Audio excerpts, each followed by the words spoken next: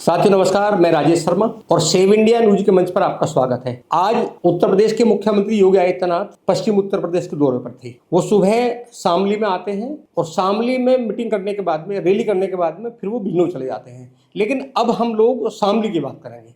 शामली इसलिए भी अहम है क्योंकि ये सामान्य दौरा हम नहीं कह सकते, हालांकि पॉलिटिकल लोग भी इसे सामान्य दौरा नहीं कहेंगे।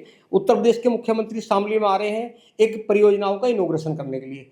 इनॉग्रेशन तो लखनऊ में भी कर सकते थे, ऐसा बहुत बार हुआ भी है, लेकिन 2027 का विधानसभा चुनाव है और विधानसभा चुनाव की नब्बे टटोलने के लिए अब उत्तर प्रदेश के मुख्यमंत्री योगी आदित्यनाथ पूरे प्रदेश भर में घूम रहे हैं। हम लोग देखते हैं, रोज रील करते हैं, लेकिन शामली इसलिए भी खास है। हम लोग बात करेंगे 2022 के विधानसभा चुनाव की।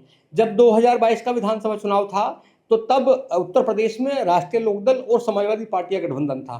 शामली जनपद की 3 विधानसभा सीटें हैं। एक शामली विधानसभा है, दूसरी कैराना विधानसभा है और तीसरी थाना भवन विधानसभा है। तो कैराना विधानसभा से चूंकि यहाँ नाहिद हसन, मुनव्वर हसन के बेटे, इकरा हसन के भाई, वो समाजवादी पार्टी चुनाव लड़ते हैं। मृगांका सिंह जो पूर्व केंद्रीय मंत्री बाबू हुकम सिंह की बेटी होती है, वो चुनाव लड़ती है बीजेपी से। थाना भवन की बात करें तो यहाँ बीजेपी से पूर्व गन्ना राज्य मंत्री सुरेश राणा चुनाव लड़ते हैं और राष्ट्रीय लोकदल और समाजवादी पार्टी गठबंधन की ओर से अशरफ अली चुनाव लड़ते हैं।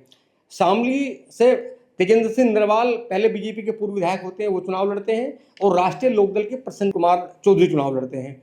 हालात ये होते हैं कि 2022 में शामली की तीनों विधानसभा सीटें बीजेपी खो जाती है। थाना भवन से अशरफ अली जीत जाते हैं, सुरेश राणा हार जाते हैं।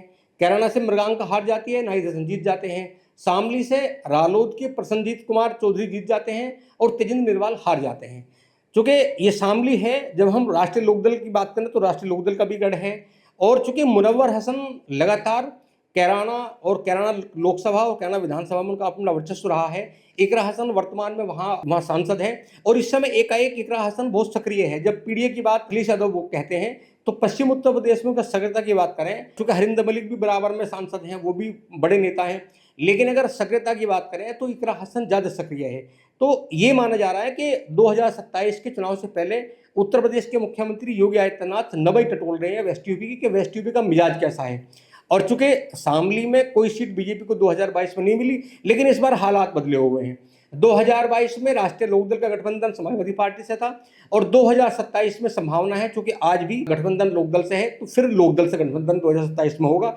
और जब हम पश्चिम उत्तर प्रदेश की बात करते हैं तो पश्चिम उत्तर प्रदेश में राष्ट्रीय लोकदल एक ऐसा दल है कि राष्ट्रीय लोकदल अगर अपने बल पर अपनी सीट नहीं निकाल सकते विधानसभा की, तो जिसके साथ गठबंधन होता है उनकी सीट निकलवा देते हैं। तो ये जो दौरा है राष्ट्रीय लोकदल का, आज की रैली में बाकायदा राष्ट्रीय लोकदल के विधायक, दोनों विधायक थे, प्रसन्नजीत कुमार चौधरी भी वहीं पर थे, अशरफ अली भी वहीं पर थे और बीजेपी के जो चुनाव लड़े, चाहे हम तेज निर्वाल जी की बात करें, चाहे सुरेश राणा जी की बात करें, चाहे मृगांका की जी बात करें, चाहे पूर्व मंत्री वीरेंद्र चौधरी जी की बात करें, तमाम जो बीजेपी के दिग्गज थे आज रैली में थे। लोकदल और बीजेपी की, यानी लगा कि एनडीए की एक संयुक्त रैली है। जो पूरा आज का जो प्रोग्राम रहा, एक नवज कथा कि आबो हवा कैसी है शामली की। हालांकि कि पश्चिम उत्तर प्रदेश में क्या चल रहा है, तो पश्चिम उत्तर प्रदेश को भांपने के लिए आज बिजनौर और शामली में उत्तर प्रदेश के मुख्यमंत्री आए। अब देखना यह है, चूंकि यहाँ जब हम भारतीय किसान यूनियन की बात करते हैं तो भारतीय किसान यूनियन एक तरफ है, एक छोर पे इकरा हसन है और एक छोर पे बीजेपी है। भारतीय किसान यूनियन की विचारधारा क्या क्या है ये सब लोग जानते हैं। कहीं ना कहीं ये लगता है कि भारतीय किसान यूनियन का जो मिजाज है वो बीजेपी के खिलाफ है। और आजकल हम जब देख रहे हैं सोशल मीडिया में, तो कहीं ना कहीं भारतीय किसान यूनियन और रालोद प्रमुख जयंत चौधरी के बीच भी खटपट की लगातार सोशल मीडिया में चर्चा दिखाई देती है। अब देखना यह है कि ये जो उत्तर प्रदेश के मुख्यमंत्री योगी आदित्यनाथ जी का दौरा है, ये दौरा पश्चिम उत्तर प्रदेश में आने वाले चुनाव में कितना मुफीद साबित होगा और 2027 के चुनाव तक क्या और बदलाव होने वाला है। हालांकि जो पॉलिटिकल पंडित हैं उनका मानना है कि 2027 से पहले उत्तर प्रदेश के मुख्यमंत्री पूरे मतलब वेस्ट यूपी नहीं, पूरे उत्तर प्रदेश की नब्बे टटोल रहे हैं। और जब हम क्षेत्रीय छत्रपों की बात करते हैं तो पश्चिमी क्षेत्र में जो बीजेपी के छत्रक हैं, बीजेपी के जो सहायक गठबंधन के सहायक दल भी हैं, राष्ट्रीय लोकदल वेस्ट यूपी में बहुत महत्वपूर्ण दल है। इसीलिए लगातार जो बीजेपी के कद्दावर नेता हैं वो लगातार यहाँ नजर गंवाए हुए हैं। जब हम पूर्वांचल की बात करते हैं तो वहाँ अपना दल है, अनुप्रिया पटेल का भी अपना गढ़ है और अनुप्रिया पटेल की चूंकि 13 विधायक हैं, उनका अपना वर्चस्व है। चाहे हम संजय निषाद की बात करें, निषाद पार्टी के अध्यक्ष की, तो अलग अलग जो भाजपा के छत्रक हैं जिनके साथ बीजेपी सरकार अब गठबंधन में है, उन सब की नब्ज टटोल रहे हैं उत्तर प्रदेश के मुख्यमंत्री।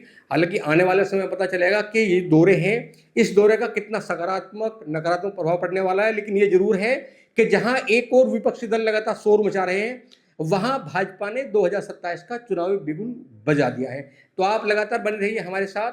आपसे रिक्वेस्ट है, आप चैनल को सब्सक्राइब करें, वीडियो को शेयर करें और कमेंट बॉक्स में अपने कमेंट जरूर लिखें राजनीति में क्या होने वाला है। तो हम लोग लगातार आपसे संवाद करेंगे। नमस्कार।